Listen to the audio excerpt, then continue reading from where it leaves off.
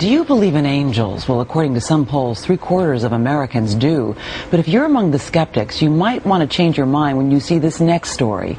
Here's NBC's Ron Mott. Colleen Banton didn't expect her disabled daughter Chelsea to see her 15th birthday, but she's now the gift of the season for this family.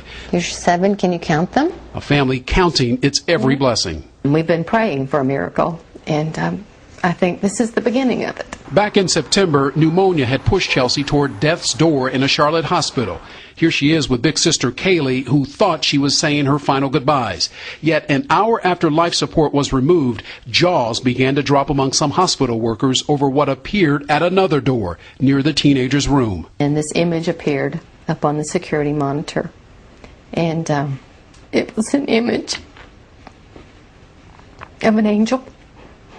And I thought, well, either that's the angel coming to take her to heaven, or it's an angel to say that she's getting better. And she got better all right, almost immediately, Mom says. And the doctors and the nurses were all amazed. The mother took this cell phone picture of the image, bright bands of light only visible on the hospital security monitor. The hospital confirms that some of its workers told the family they saw something as well. It's a blessing. It's a miracle. And I'm learning not to take things for granted. It's an emotional story to tell, and just off camera, Chelsea herself begins to cry at the sight of her mom breaking up. Please don't cry. Hey, it's okay. It's okay. And because she's okay for now, the focus is on celebrations. A 15th birthday is right around the corner. This will be a special birthday. Who knows, it could be her last, but she's come this far, and I'm not giving up now. A birthday that comes every Christmas, but this year it's touched by an angel. For today, Ron Mott, NBC News, Atlanta. Reverend Dr. Susan Johnson Cook, a.k.a. Reverend Dr. Sue J., and also Rabbi Erwin Kula, the author of the book Yearnings, are here to give us their thoughts about whether angels really do exist. Good morning to both of you. Good morning.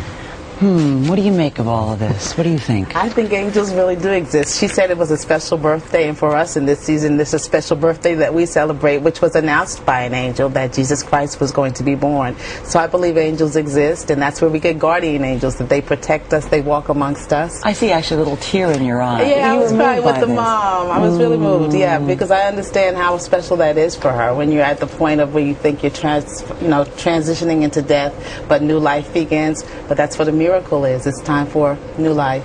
Right. You know, you can never convince people who don't believe in angels that there are, or people who believe there are angels that there aren't. I think the real question is, can we actually be open to surprise? Can we imagine that the unpredictable and the unexpected can happen? And our lives simply are richer when we believe that.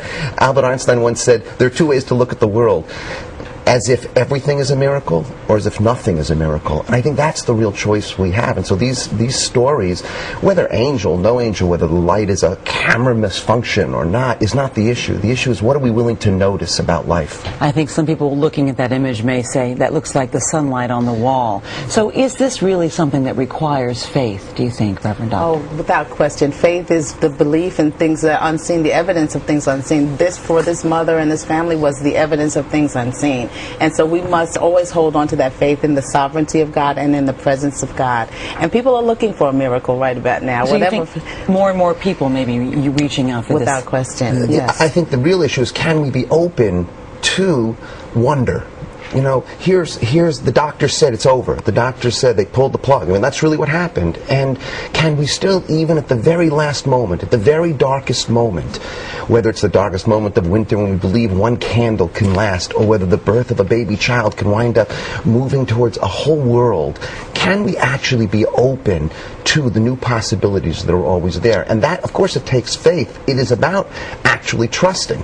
You know, you're saying that actually at a very poignant time, because a lot of people are wondering if they can be open now. You know, and let me just give you some numbers. The Economist quotes polls that say that more Republicans than Democrats are believe in angels, more Southerners than Northeasterners believe in angels, and we talked earlier that 3/4 of Americans believe in angels. I think but what are angels? What do we think they are? Messengers. Messengers. Right. I believe the Hebrew word is Malak. Right. Messengers. They bring the good news of hope and coping and hoping. And so I think they're messengers that say to us that there is a time to be open, to wonder again. I carry my angel with me. I wear my angel. Are they people who've died, who've come back? They can be anything. I think what we have to do is actually move the question from do we believe in angels to can we actually be angels? There are angels all over in our lives. You know, you're driving and you get a flat tire and somebody stops out of nowhere.